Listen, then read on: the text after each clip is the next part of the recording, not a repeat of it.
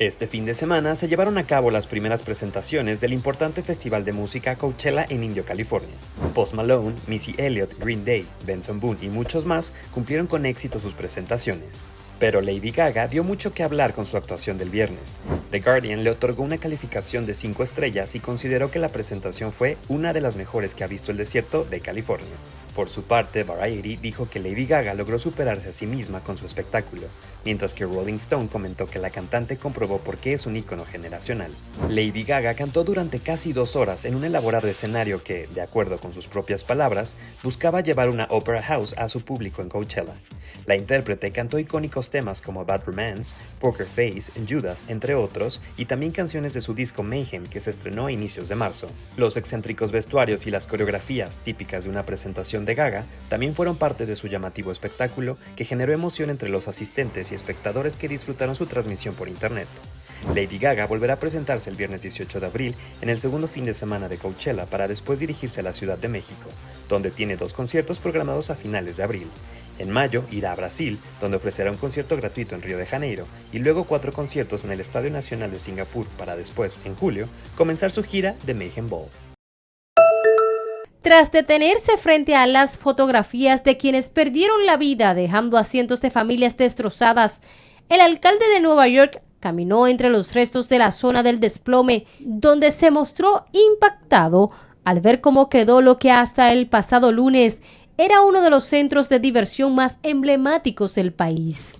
Las cámaras de noticias SIN captaron el momento. El corazón está completamente roto. And I will never forget the images that I saw here.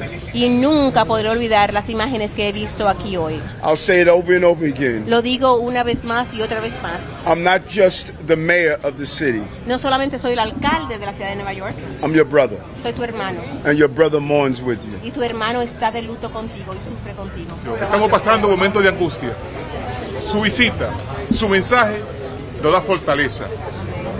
Esperamos que el Dios Todopoderoso nos pueda seguir iluminando y ayudando a sacar fuerza donde no tenemos fuerza para poder seguir hacia adelante. Al destacar los lazos que unen a la República Dominicana con la ciudad de Nueva York, el alcalde neoyorquino se comprometió a colaborar con las autoridades para prevenir futuras tragedias como la ocurrida la madrugada del martes en el Jexe. But we must turn this pain into purpose. Pero debemos tornar este dolor en propósito. And I'm going to offer my assistance as the mayor. Y yo voy a ofrecer mi asistencia como alcalde To do everything possible para hacer todo lo posible to prevent something like this from happening. para prevenir que algo como pasó acá suceda de nuevo. We owe that to those we lost. Le debemos esto a todas las personas que hemos perdido. En su visita a la zona cero, donde dejó una ofrenda floral, el funcionario estuvo acompañado por la vicealcaldesa de la Gran Manzana, Ana Almanzar, primera dominicana en ocupar ese cargo, además del director de la Defensa Civil y sus homólogos de Santo Domingo Este, Santo Domingo Oeste y Los Alcarrizos.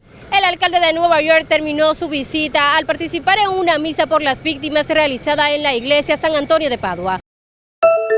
Swift consequences with staggering impacts. By defying the administration's demands, Harvard was hit with a funding freeze of $2.2 billion in grants. The conversation is, what in the world is going on? There is so much uncertainty about, is any federal funding safe? Monday night at Harvard, students swayed back and forth, simultaneously defending the university's defiance of the Trump administration and also expressing concern over what these massive funding cuts mean for cutting-edge research. These are people who are the best in the world, and that's why they're here. So that research is sort of in jeopardy.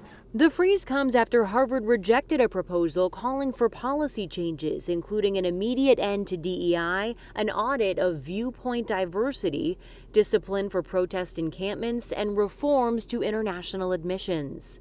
The Trump administration is trying to make an example of the wealthy selective institutions, trying to get them to completely overhaul the way they do everything. Harvard's president explained the university refuses to negotiate over its independence or its constitutional rights. A statement that, according to President Trump's joint task force, quote, reinforces the troubling entitlement mindset that is endemic in our nation's most prestigious universities. And Harvard said that addressing anti-Semitism remains a priority, strengthening their rules, expanding training, and supporting their Jewish community, but that curtailing research funding would not help with this important work.